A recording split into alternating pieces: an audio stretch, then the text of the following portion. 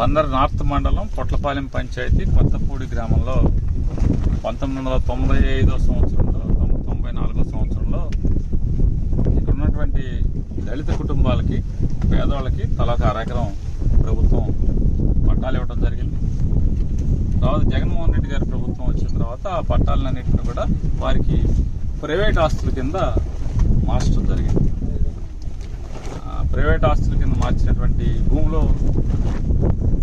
పోర్టుకి అవసరం అని చెప్తూ బాగా పెద్ద హెవీ లైన్ టవర్లు, ఆ హెవీ టవర్లు పొలంలో వేస్తామని చెప్పని వీరికి చెప్పకుండానే పొలంలో నిన్న రెవెన్యూ అధికారులు వచ్చి మార్కింగ్లు ఇచ్చి వెళ్ళారు.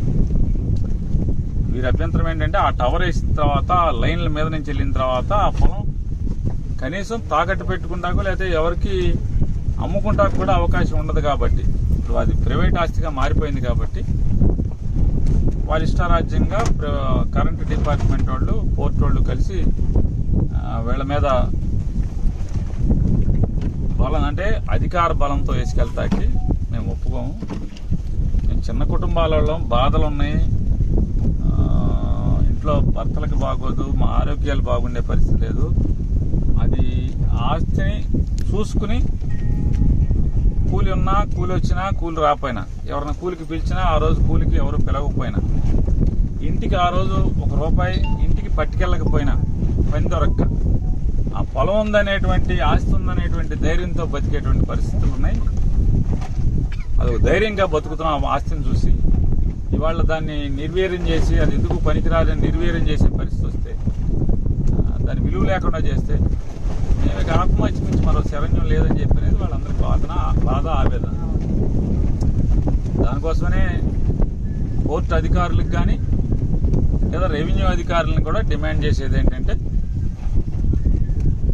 ఏదైతే మీకు అయితే ఆ పొలం అంతా కొనుక్కోండి,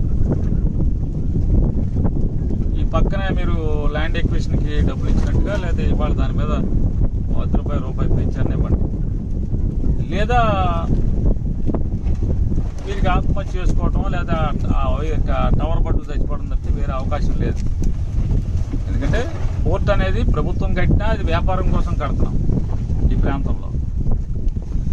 గతంలో జగన్మోహన్ రెడ్డి గారు ఉండగా అసైన్మెంట్ ల్యాండ్లు ఎవరికి తీసుకున్నా కూడా దాన్ని వాడుకుంటాకి కానీ దారికి కానీ ప్రతిదీ కూడా సంతోషకరమైన, అంటే ఆ భూములోంచి వాళ్ళు బయటికి వెళ్తాకి ఆనందంగా మంచి డబ్బు ఇచ్చారు, హ్యాపీగా ఊరికి ఉపయోగపడ్డాను నేను. గవర్నమెంట్ కూడా